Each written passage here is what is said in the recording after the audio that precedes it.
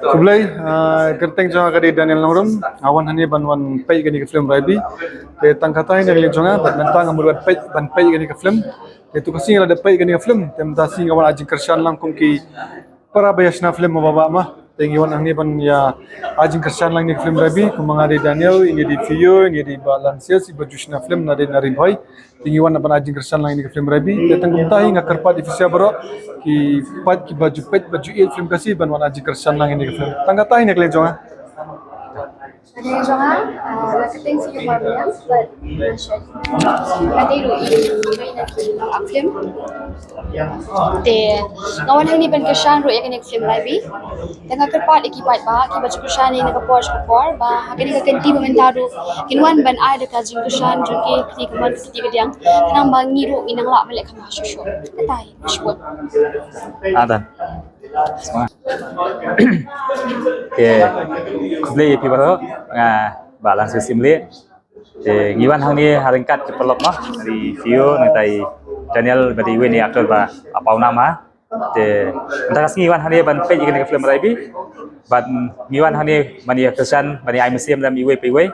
Kanang ba kejengwan kejengi mah ngi kerpa dari pi pai ba ngiwan lam mani ai museum lam mani kesan lam mani support lam yaki pala national film kasih mal ba kejengwan ka chupi kadang ai museum yaki samla don sab bat kumju yaki ba jumlian bat mi yaki film bat ngi kerpa dari pi pai ba sabha bani wan lam bani kesan kamtam pala kasih mah de nak kita hi disebut yang mah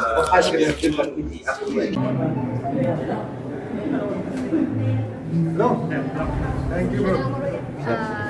Kayak kebun ka Sarima. Siapa? Maksa.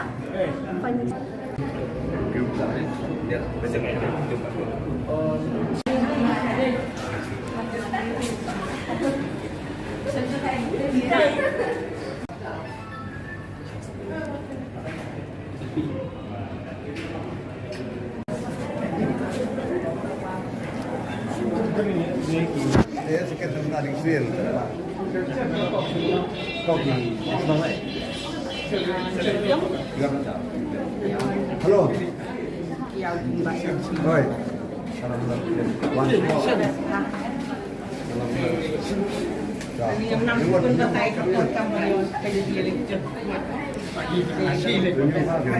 Film kadau, riu pang kadau riu siap.